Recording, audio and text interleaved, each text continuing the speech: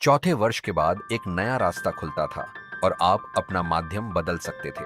आप अंग्रेजी स्कूल जा सकते थे, आप मिडिल स्कूल में शामिल हो सकते थे जैसा कि उसे कहा जाता था। फिर वह 4 साल का पाठ्यक्रम था और यदि आप उसी क्रम में आगे बढ़ते रहे तो उसके 3 साल बाद आप मैट्रिक पास हो जाते थे। हे भगवान, जीवन की कितनी बड़ी बर्बादी। वे सभी सुंदर दिन इतनी बेरहमी से बर्बाद कर दिए गए, कुचल दिए गए। और जब तक आप मैट्रिक पास होते तब आप विश्वविद्यालय जाने के योग्य होते थे। फिर वह 6 साल का पाठ्यक्रम था। कुल मिलाकर मुझे प्राइमरी स्कूल में 4 साल, मिडिल स्कूल में 4 साल, हाई स्कूल में 3 साल और यूनिवर्सिटी में 6 साल बर्बाद करने पड़े। मेरे जीवन के 17 साल। मुझे लगता है यदि मैं इसका कोई भी अर्थ निकाल सकूं तो एकमात्र शब्द जो मेरे मन में आता है, बावजूद इसके कि बेलजेबब और उनके शिष्य महान कार्य कर रहे हैं, पूर्व शिष्य, मेरा मतलब है एकमात्र शब्द जो मेरे मन में आता है वह है बकवास। 17 साल। और जब मैंने यह सारा बकवास शुरू किया था तब मैं 8 या 9 साल का था। इसलिए जिस दिन मैंने विश्वविद्यालय छोड़ा मैं 26 साल का था और इतना खुश था, इसलिए नहीं कि मैं एक स्वर्ण पदक विजेता, गोल्ड मेडलिस्ट था, बल्कि इसलिए क्योंकि मैं अंततः मुक्त था, फिर से स्वतंत्र।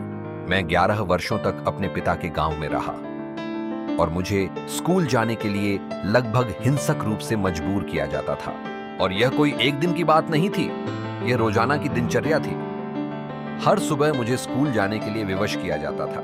मेरे चाचाओं में से कोई एक या कोई भी मुझे वहां ले जाता और बाहर तब तक इंतजार करता जब तक कि शिक्षक, मास्टर मुझे अपने अधिकार में न ले लेते। मानो मैं संपत्ति का कोई टुकड़ा हूं जिसे एक हाथ से दूसरे हाथ में सौंपा जाना हो, या कोई कैदी जिसे एक हाथ से दूसरे हाथ में दिया जा रहा हो। लेकिन शिक्षा आज भी यही है, एक जबरन और हिंसक परिघटना।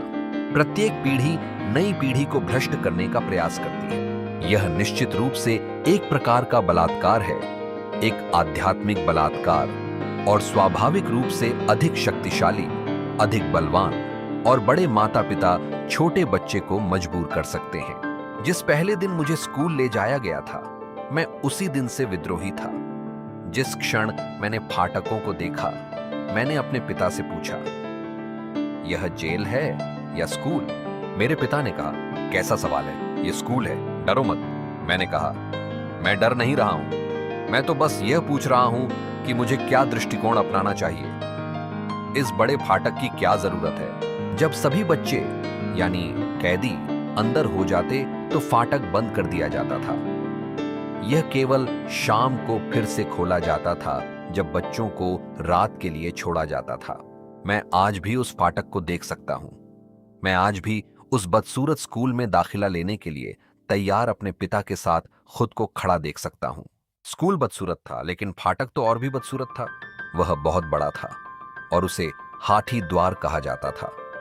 उससे होकर एक हाथी गुजर सकता था।